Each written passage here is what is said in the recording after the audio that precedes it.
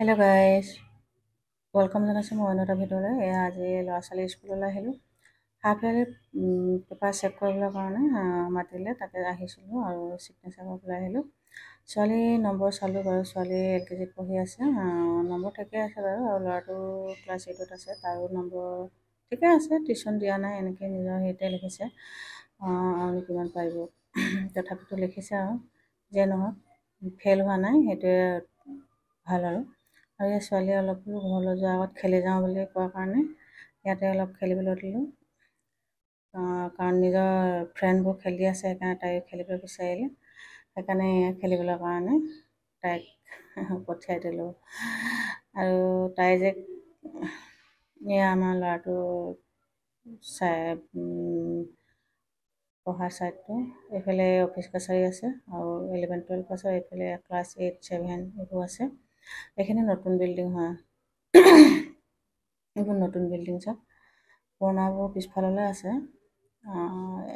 নতুন বিল্ডিংবোৰ সেই 3মহলীয়া 4মহলীয়া এনেকৈ বনাইছে। আৰু এতিয়া এই ছাইডটো এইখিনি পুৰণা বিল্ডিং, পিছ ছাইড হয় এইবোৰ, এইখিনি পুৰণা হয়।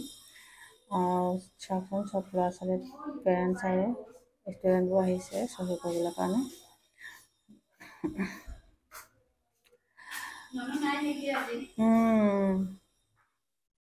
এয়া আপোনালোকক দেখুৱাইছোঁ, কেনেকুৱা লাগিছে জনাবচোন দেই স্কুল ঘৰটো। আৰু ল'ৰা ছোৱালী বহুত মুঠতে কি হ'ল, এবাৰ মিটিং পাতিতে পেৰেণ্টছেও হৈছিলে 4,000।